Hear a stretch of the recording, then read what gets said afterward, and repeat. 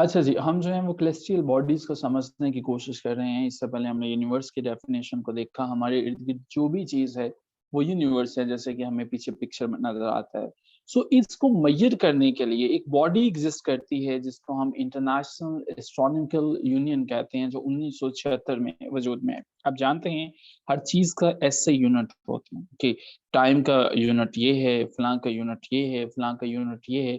वो सारे के सारे यूनिट्स जो हैं वो जो मेजर करती है वो हमारे पास IAU करती है। हमारे पास 3 किस्म के यूनिट्स जो हैं वो हमें मेजर करने हैं, हमें जानने हैं, हमें याद करने हैं। उसमें से पहला जो है वो astronomical unit of time. Time का क्या होता है? क्या कोई बता सकता है? रैंडम गेस कीजिएगा कि टाइम का यूनिट क्या होता है? टाइम का यूनिट क्या होता है? आप गेस कीजिएगा। गलत हो सकता है, लेकिन कुछ ना गेस करना डेफिनेटली बिल्कुल बेहतर नहीं है। टाइम का यूनिट क्या होता है? हाँ, बिल्कुल यही होता है जब आप पेपर में लिखते हैं और फिर वो गलत हो जाता है। टाइम का यूनिट जो होता है वो डे होता है, ठीक है? डे होता है। अब ये जो डे है ये डिफाइन किया जाता है सेकंड्स के साथ। एक डे के अंदर कितने सेकंड्स होते हैं? 86,400 सेकंड्स होते हैं, इसको कभी ना भूलिएगा। बड़ी इंपॉर्टेंट है, बड़ी दफ़ा पूछा गया। और एक साल के अंदर डेज़ कितने होते हैं? एक ईयर के अंदर डेज़ कितने होते हैं? वन्स अगेन आप जो है वो गेस कर सकते हैं। अगर आपका गेस ठीक हो सकता है, गलत हो सकता है, लेकिन कितने डेज़ होते हैं? 1 year, in a year how many days are there? Exactly, मैं भी शायद यही समझता था, लेकिन 365.25। यही तो वजह है कि लीप ईयर जो है वो मनाया जाता है ना, लीप ईयर आता है हर 4 साल के बाद, क्योंकि ये 0.25 को जो है वो कंपनसेट करने के लिए, ठीक है? सो हमारे पास जो है नहीं, 366 गलत होगा, 365.25 ठीक होगा। ठीक है जी। सो और इसका जो टाइम है, इसका हमारे पास जो सिंबल है जिससे हम इसे इंडिकेट करते हैं, ये डी होता है। ये सिर्फ सिंपल सी लॉजिक थी, सिंपल सी बातें थी। मैं ये चाहूँगा कि ये बातें सबको याद हो जाने चाहिए, अभी के अभी याद हो जाने चाहिए। और हम अभी इसी कन्वर्सेशन के एंड पे देखेंगे कितने जीनियस ऐसे थे कि जिन्हें ये चीज़ें याद होगी। मैंने बताया कि ये हमारे पास जो पिक्चर में यूनिवर्स नज़र आती है, इसमें मुख्तलिफ एलिमेंट्स हैं, जो हमारे पास सोलर सिस्टम्स हैं, स्टार्स हैं, डिफरेंट celestial बॉडीज़ हैं। इनको मेजर करने के लिए इंटरनेशनल एस्ट्रोनॉमिकल यूनियन है जो 1976 में वजूद में आई। लेकिन हमारे पास जो इम्पोर्टेंट हैं, हम सिर्फ उन्हीं को डिस्कस करेंगे। सबसे पहले हमने समझा कि टाइम का यूनिट डे होता है। टाइम का जो है वो हमारे पास यूनिट डे है, जिसके अंदर 86,400 सेकंड्स हैं। इसे हम डी से रिप्रेजेंट करते हैं। और एक साल के अंदर 365.25 जो है वो D stands for day. Exactly exactly। अच्छा, दूसरे हमें जो है वो समझना है मास के बारे में। मास क्या होता है?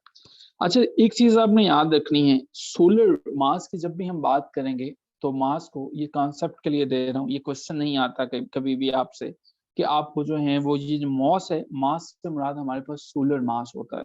सोलर मास जो है ये बेसिकली एक स्टैंडर्ड वे है, एक मुस्तनद तरीक़ेकार है कि जब हमें एस्ट्रोनॉमी के अंदर, इल्म फल्कियात के अंदर ये दिखाना होता है कि एक सितारे का वज़न किसी दूसरे से कितना ज़्यादा है, उसको हम कहते हैं सोलर मास से हम उसको मेजर करते हैं। जैसे 1 किलो का वो जो होता है ना, आपके पास बाट होता है, उससे पता चलता है कि इसके अंदर क्या है। इसी तरह से हमें जब जो है वो शो करना होता है इसको एस्ट्रोलॉजी की रूह से, तो सोलर मास जो है वो इस्तेमाल होता है। और सोलर मास जो है वो हमारे पास किसके इक्विवेलेंट होता है? एक सोलर मास हमारे पास, इसका एक यूनिट जो है वो इक्वल होता है 1 के। 1 के इक्वल होता है। अगर यहाँ तक याद हो गया तो आपने बड़ा अच्छा किया। अभी इस 1 के आखिर में जो है वो मैं डॉट लगा रहा हूँ, ठीक है? और अब जो है वो मैं लिख रहा हूँ 98, ठीक है? वो होता था ना 78601, वो एक टेलीफ़ोन जो है वो बचपन में सुना करते थे। 1.98। तो आपको लगता है कि ये हो गया? नहीं। अब जो है वो 98 के बाद हमने 892, इसको जो है वो मल्टीप्लाई किया, 10 की पावर हमारे पास आ गई। ये मैं पावर के लिए कर रहा हूँ 30। थोड़ा-सा याद करना मुश्किल होगा, लेकिन सिर्फ़ यही याद करना है कि सोलर मास जो है उसका मतलब क्या होता है, ये समझने के लिए। और याद ये रखना है कि 1.98892.10 इज़ 30 जो है वो इसकी पावर होती है, जो हमें याद रखना है कि ये हमारे पास एक सोलर मास इसके इक्वल है।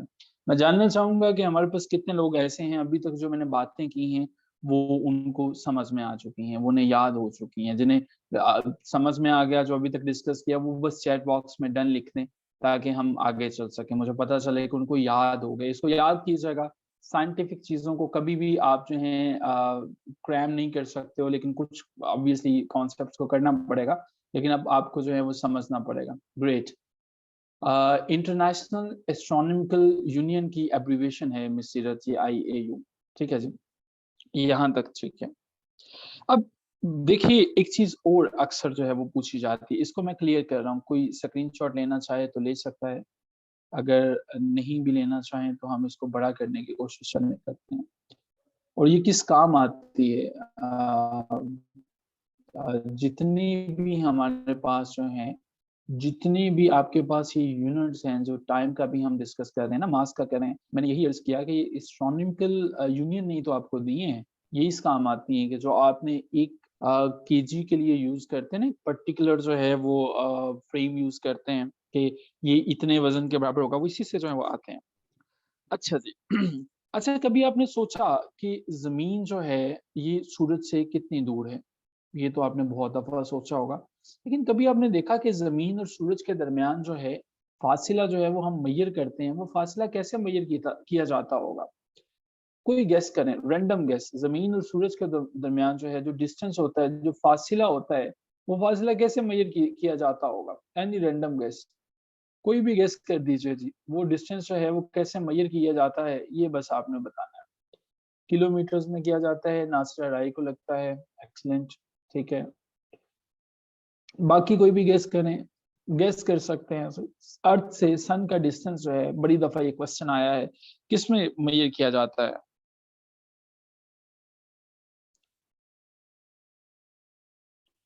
ये मीटर्स में भी किया जाता है, किलोमीटर्स में भी, बट लाइट ईयर्स में भी किया जाता है।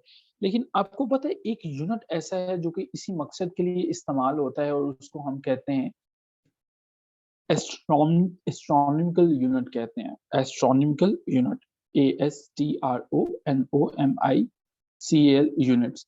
ये हमारे पास कुछ चीज़ें थी कि जिसको आपने याद रखना था। और एक चीज़ और याद रख लीजिएगा कि जो फ़ासला है सूरज और ज़मीन के दरमियान, वो है जी 150 मिलियन किलोमीटर। ये कभी नहीं भूलिएगा। 150 किलोमीटर, ये कभी नहीं भूलिएगा। और ये आपको जो है वो याद रखना रहना चाहिए, और आप इसे याद रखेंगे। ठीक है जी। अब यहाँ तक जो है वो हमारे पास कुछ बेसिक कॉन्सेप्ट है, जो मैं ये समझता था कि ज़रूरी है आपके साथ डिस्कस करना। अब हम अगर इन कॉन्सेप्ट्स को समझ चुके हैं, एक छोटी-सी कहानी को समझने की कोशिश करते हैं। इस कहानी के लिए हमें इसको क्लियर करना होगा। स्क्रीनशॉट लेना चाहें तो ले सकते हैं। ये आपके पास जो है वो पिक्चर है, और इसको जो है वो हम ख़त्म कर रहे हैं। स्क्रीनशॉट ले लीजिए। डन? ग्रेट। अब हम जो है थोड़ा-सा आगे चलते हैं। जिस यूनिवर्स में हम लोग रहते हैं, जिसमें आप लोग रहते हैं, इसी तरह से ये देखिए, यूनिट ऑफ टाइम मैंने आपके लिए जो है वो लिखा था, निकाला था इसको, कि ये यूनिट ऑफ टाइम्स हैं। इसको भी नोट कर लीजिएगा कि बाज़-औक़ात ये भी आपके पास आ जाता है कि 1 सेकंड में जो है वो कितने मिलीसेकंड्स होते हैं, 1 मिनट में कितने सेकंड्स होते हैं, 1 आवर में क्या होता है। तो ये जो डिटेल्स हैं, 1 ईयर में मैंने एग्ज़ैक्ट बता दिया। आपके पास ऑप्शन पे देख लीजिएगा, 355 65 हैं या 66 हैं, लेकिन अगर 365.25 है तो उसको सेलेक्ट कीजिएगा, ठीक है? ये एक चार्ट जो है वो, इसको भी देख लीजिएगा। अच्छा जी। अब थोड़ा-सा समझने की कोशिश कीजिएगा। ये बिग बैंग के नाम से थ्योरी आप बचपन से पढ़ते चले आए। मामला ये है कि बिग बैंग एक थ्योरी थी। क्या हुआ, कैसे नहीं हुआ, आप सबको पता है कि यूनिवर्स बनी और किस तरह से जो है वो डिटेल्स आगे चली, कि यूनिवर्स जो है वो कहा जाता है कि एक धमाके से फटी, और उसके बाद जो है वो तमाम चीज़ें वजूद में आईं। देखिए, मेरा जो कंसर्न है वो ये है कि आप ये समझ लीजिएगा कि ये बिग बैंग हुआ कब था?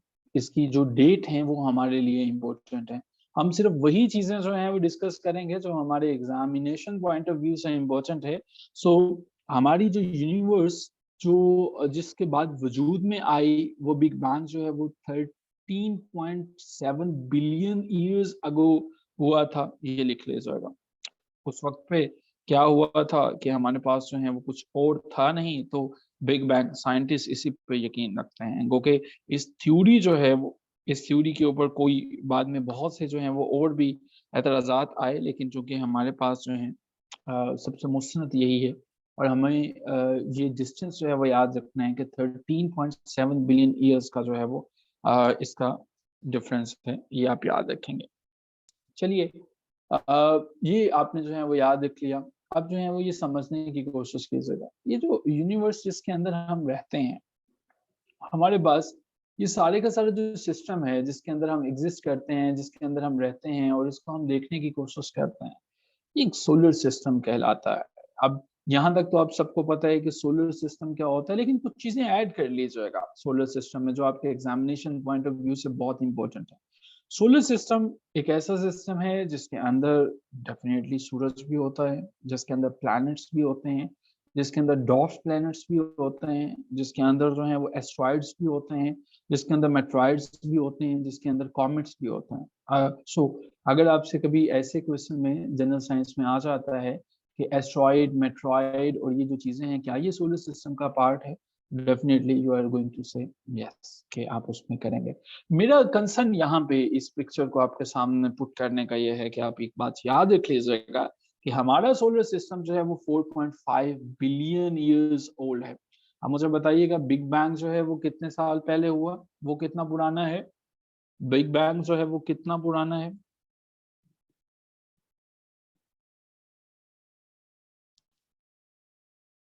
13 पॉइंट्स, और ये हमारे पास है जस्ट 4.5 ईयर्स ओल्ड। चलिए, ये अब देखने की कोशिश की, तो अब आपने इस सिस्टम को पढ़ा। इस सिस्टम में हमारे पास जो है वो एक ये गैलेक्सी है, नजर आ रही है। इस गैलेक्सी को बाजूकात जो क्वेश्चंस पूछे जाते हैं, सबसे पहले तो ये याद रखिएगा कि गैलेक्सी वर्ड का मतलब क्या है। गैलेक्सी समझ लीजिएगा, एक बात तो ये है कि गैलेक्सी जो है वो ग्रीक लैंग्वेज से लिया गया है, जिसका जो ग्रीक में ये वर्ड गैलेक्सिया था, मैं यहाँ पे लिखूंगा क्योंकि बाजूकात ये पेपर में आ जाता है। सो हमारे पास जो है गैलेक्सी वर्ड जो है वो गैलेक्सिया से लिया गया एक वर्ड है हमारे पास। गैलेक्सी का लफ्जी मतलब जो है वो हमारे पास ग्रीक में इसका मतलब मिल्की है। अब मिल्की से क्या मतलब है?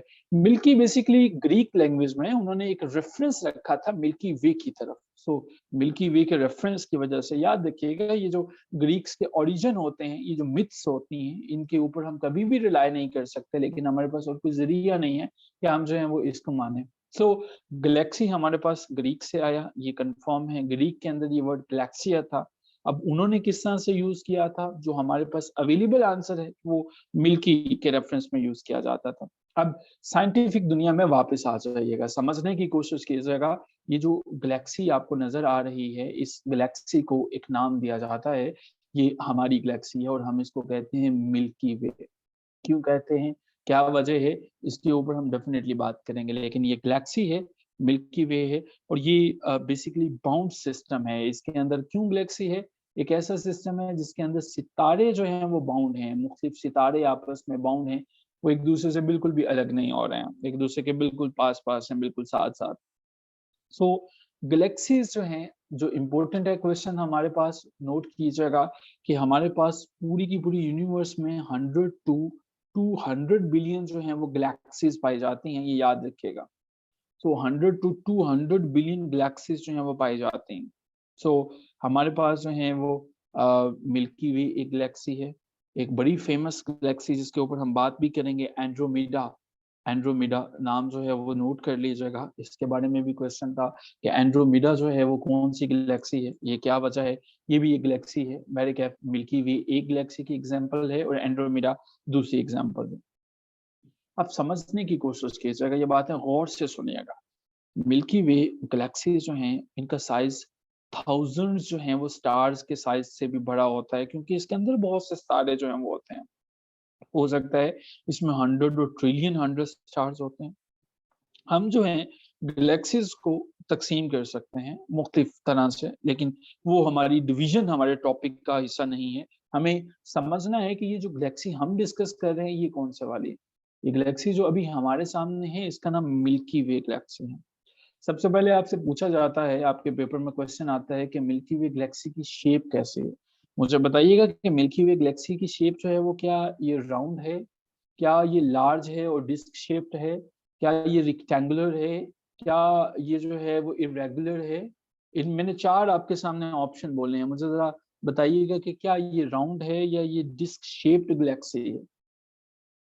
एग्जैक्टली, वेरी गुड आमना, वेरी गुड सीरत, ये एक डिस्क शेप्ड है। ये हमारे पास लार्ज है और डिस्क शेप्ड है। सो इस एमसीक्यूज को कभी नहीं आप भूलेंगे कि मिल्की वे गैलेक्सी जो है वो आपके पास जो है वो कौन सी गैलेक्सी है? एक ऐसी गैलेक्सी है जो कि लार्ज है और डिस्क शेप्ड है। इसके अंदर और क्या है? हमारा यानी कि जो जमीन का जितना भी सोलर सिस्टम है वो मिल्की वे गैलेक्सी के अंदर पाया जाता है, ये कभी नहीं भूलेंगे। सो अब जो है वो मिल्की वे गैलेक्सी जो है, ये इसके अंदर कितने सितारे पाए जाते हैं? मिल्की वे गैलेक्सी के अंदर तकरीबन 200 से 400 बिलियन स्टार जो हैं वो पाए जाते हैं। ये आपने कभी नहीं भूलना। ये एस्टिमेटेड जो हैं, वंस अगेन साइंटिस्ट ने जो दी हैं, इनके ऊपर आपको रिलाई करना पड़ेगा। 200 से 400 बिलियन स्टार जो हैं वो इसके अंदर मौजूद है। और मुझे बताइएगा क्या सन जो है वो भी मिल्की वे गैलेक्सी के अंदर आता है? Yes, no? सन भी क्या इस गैलेक्सी के अंदर आता है? एक क्वेश्चन है। यस। सो सन आपका भी मिल्की वे गैलेक्सी के अंदर शामिल है। सो अब कुछ चीजें समझने की कोशिश करते हैं हम। ये समझने की कोशिश करते हैं कि हमने जो है मिल्की वे गैलेक्सी को अब समझना है, और ये मिल्की वे गैलेक्सी अभी हमारी आंखों के सामने है। हम इसको जो है वो डिटेल से समझने की कोशिश करेंगे। लेकिन उससे पहले मैं एक चीज समझाना चाहता हूँ, वो उसकी डेफिनेशन आपको बताना चाहता हूँ डायामीटर की, क्योंकि अभी मैं डायामीटर पे बात करूंगा। डायामीटर से मुराद ये है कि अगर हम कोई स्ट्रेट लाइन खींचते हैं, ठीक है, अगर हम कोई स्ट्रेट लाइन खींचते हैं, मेरे पास कोई सर्कल है जो उसके बिल्कुल सेंटर से गुजरती है, सो हम उसको जो है वो उसका डायामीटर कहलाएगी। एक स्ट्रेट लाइन जो कि साइड एक साइड से दूसरी साइड तक गुजरती है, सेंटर ऑफ द बॉडी किसी सर्कल या किसी स्फीयर से, वो उसका डायामीटर होता है। अभी मैं जो लाइन मैंने अभी आपको खींच के बताई, अगर ये लाइन मिल्की वे में से गुजारी जाए तो मिल्की वे का डायामीटर कितना होगा? बड़ा इंपॉर्टेंट क्वेश्चन है, बार बार पेपर में आता है। मिल्की वे का डायमीटर 1 लाख लाइट ईयर्स होता है, याद रखिएगा।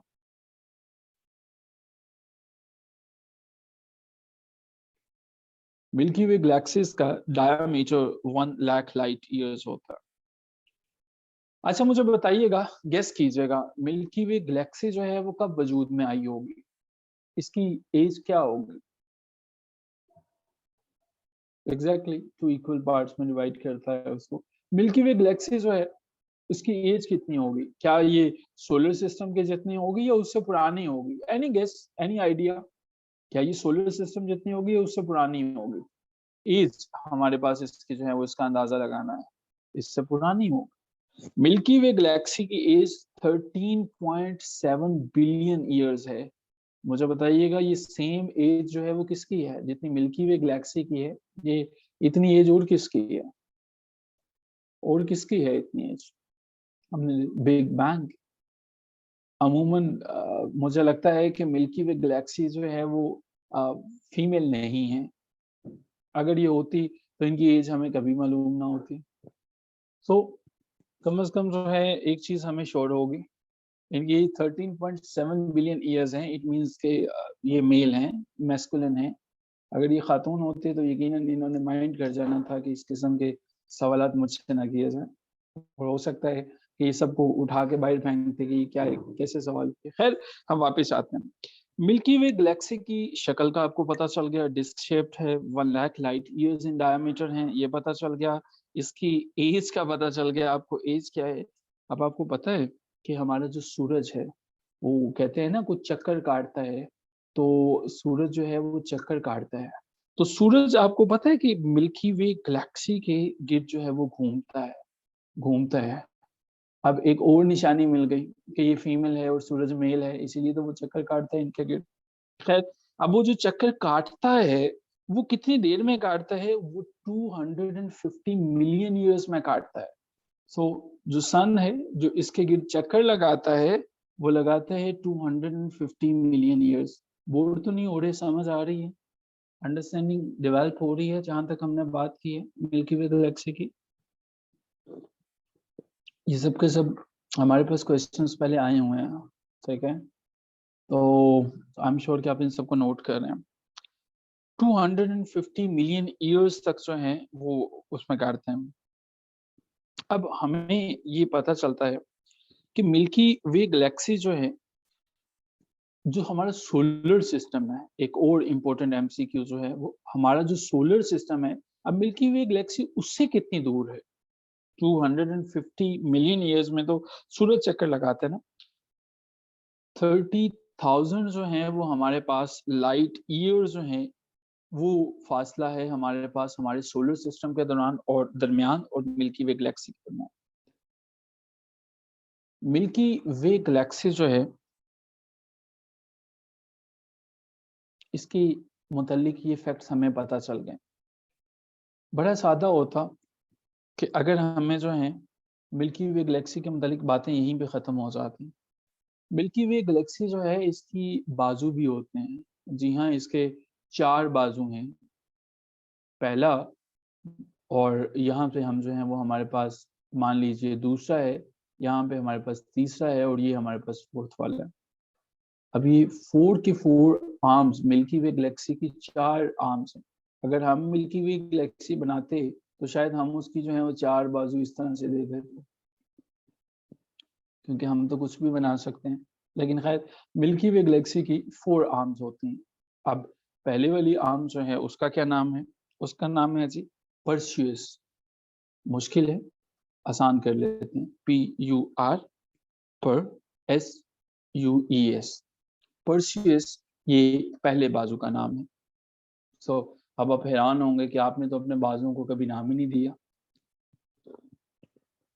आपसे तो मिल्की वे अच्छी है, उसने अपने बाजू के नाम रखे हुए हैं। सो हम इसको कहते हैं परसियस आर्म। सो अब हम दूसरे बाजू को समझने की कोशिश करते हैं। सैगिट्रियस लिखूंगा SAGGITTARIUS, सैगिट्रियस आर्म, ये इसके दूसरे बाजू का नाम है। तीसरे के हमारे पास है सेंटोर्स। ये सेंटोर्स वो नहीं है जो आप समझ रहे हैं, CENTAURS आर्म। और नंबर 4 पे आपके पास है साइगनस, CYGNUS आर्म। अच्छा मुझे बताइएगा, हमारे पास कोई ऐसे जीनियस मौजूद है जो कहेगा सर जो आपने बातें अभी तक बताई हैं मुझे वो सारी की सारी आती हैं, मुझे वो सारी की सारी याद हो गई हैं। So let's see how many genius are there. कोई ऐसा है जिससे सारा कुछ याद हो गया? अच्छा, महविश ने रखा हुआ है बाजू का नाम लेफ्ट एंड राइट आर्म। आमना हमारे पास एक ऐसी जीनियस है जिन्हें याद हो गया है, सिर्फ आमना और सीरत को याद हुआ है, बाकी सबको नहीं हुआ।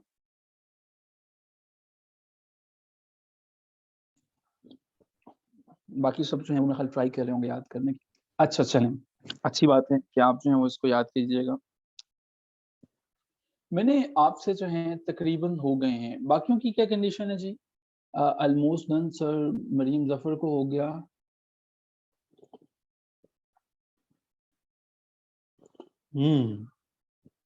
समझ नहीं आ रहा खदीजा, मुश्किल है।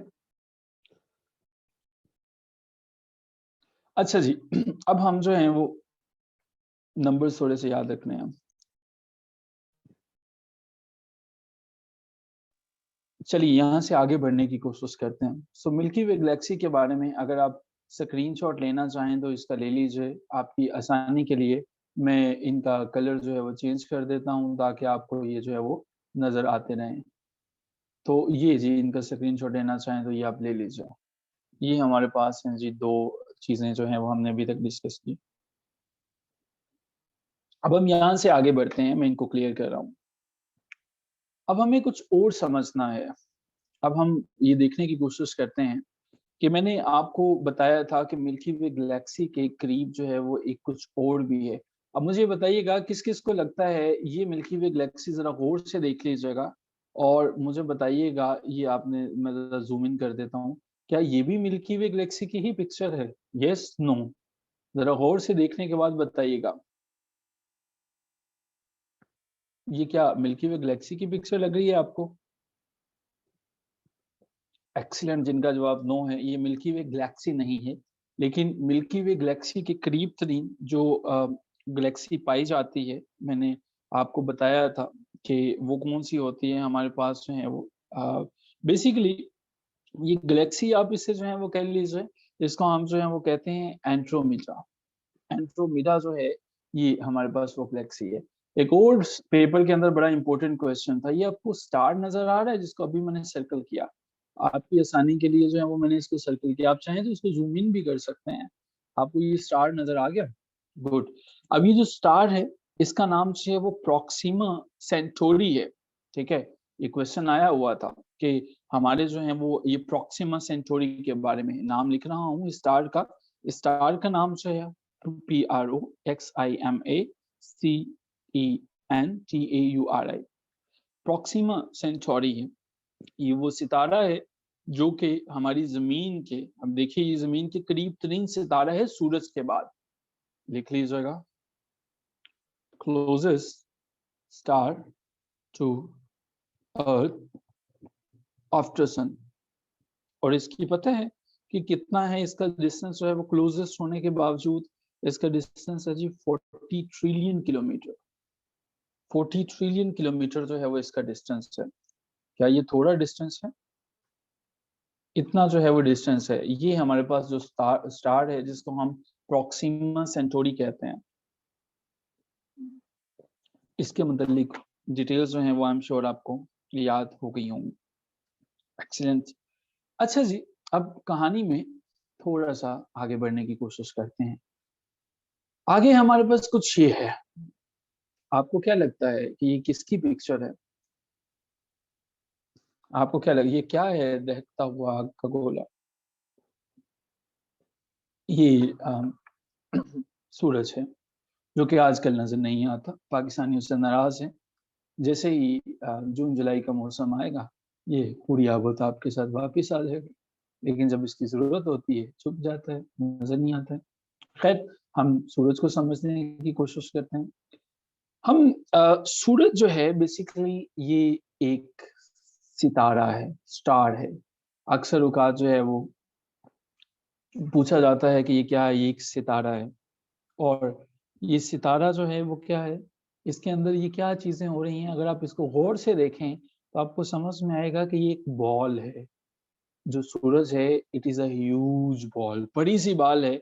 इसके अंदर जो है वो मुख्तलिफ गैसें हैं, लेकिन ज़्यादातर गैस जो हैं, जो सवाल है आपका जिसको आप नहीं भूलेंगे, वो इसके अंदर होती है जी हाइड्रोजन और हीलियम। 2 गैसेज़ जो हैं वो इनके अंदर सबसे इम्पोर्टेंट हैं, जो कि एक्ज़िस्ट करती हैं। एक आपके पास हाइड्रोजन है और दूसरी हीलियम है। अब हाइड्रोजन और हीलियम तक तो बातें ठीक है, लेकिन जब हम ये कहते हैं कि सूरज के अंदर जो है वो जो रिएक्शन पाया जाता है, डेफ़िनेटली अगर ये इसके अंदर गैसें पाई जाती हैं, गैसें तो हमारे एटमॉस्फेयर में भी हैं। तो ये क्या वजह है कि सूरज के अंदर जो है वो इतनी हीट होती है? एक अमल, एक ऐसा प्रोसेस जो इसके अंदर चलता है, वो बेसिकली होता है और उसे हम न्यूक्लियर फ्यूज़न कहते हैं। अब ये न्यूक्लियर फ्यूज़न किस बला का नाम है, हमें तो इसका नहीं पता, समझने की कोशिश करते हैं। देखिए, आपके सामने अभी मैंने डायग्राम एक बनाई फ्यूज़न की, फ्यूज़ करना। कभी घर में लगे हुए फ्यूज़ देखे हैं? वो जो इलेक्ट्रिसिटी के अंदर होते हैं, वो जो तारों के अंदर देखा है? तो 2 तारों को इकट्ठा आपस में जोड़ दिया जाता है। अगर नहीं तो घर के अंदर जो फ्यूज़ होते हैं, उनको देखने की कोशिश कीजिएगा। वो फ्यूज़न क्या होता है?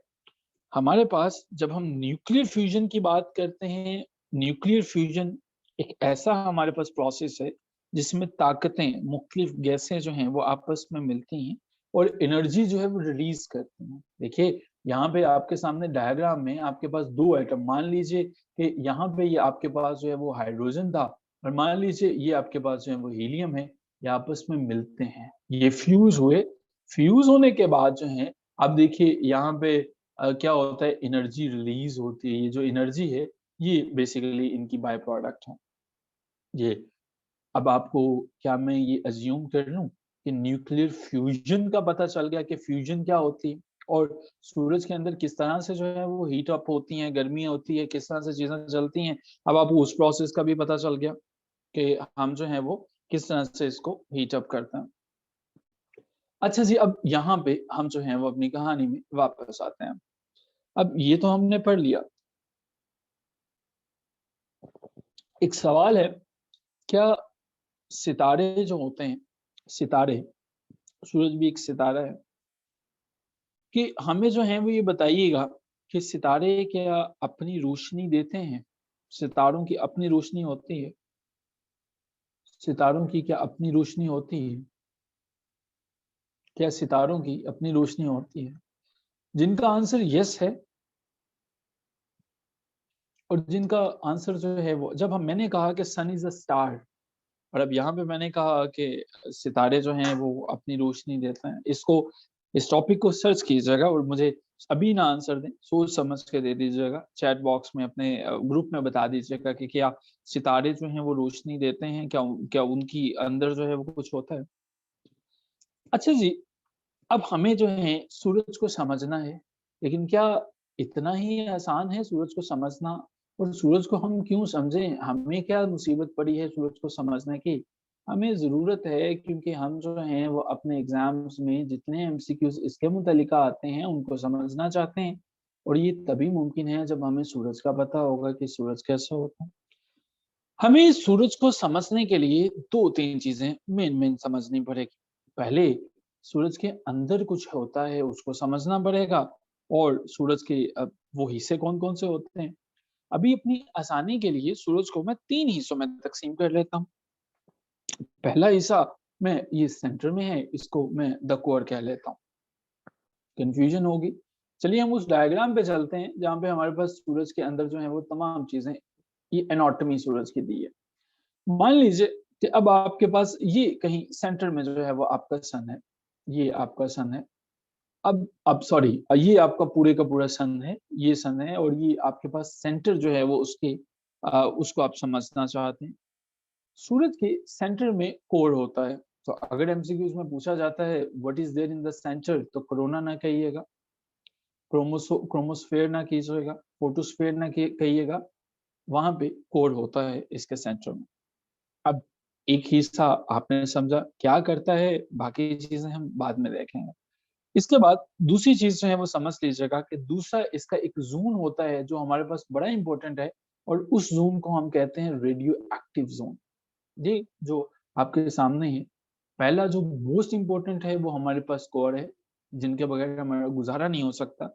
दूसरा जो मोस्ट इम्पोर्टेंट है वो हमारे पास रेडियो एक्टिव, इसे हम रेडिएटिव ज़ोन भी कहते हैं। और तीसरा ज़ोन हमारे पास जो है वो कन्वेक्शन ज़ोन है, जिसे हम कन्वेक्टिव ज़ोन भी कहते हैं। अब ये बातें तो मुझे याद हो गई, हमें याद होगी कि ये हमारे पास जो है वो 3 मेन इसके जो है वो हिस्से हैं, बाकी भी इम्पोर्टेंट हैं, बट डेफिनिटली मैं उन्हीं पे बात करना चाहूँगा जो कि कॉम्पिटिटिव एग्ज़ाम्स में टाइम एंड अगेन क्वेश्चंस आ रहे हैं। बाकी फोटोस्फीयर क्या होता है इसको भी हम देखेंगे। कोर की बात करना चाहूँगा। देखिए, कोर का मतलब भी यही होता है कि सेंटर में I love you from the core of my heart, that means कि आप सेंटर की बात कर रहे हैं।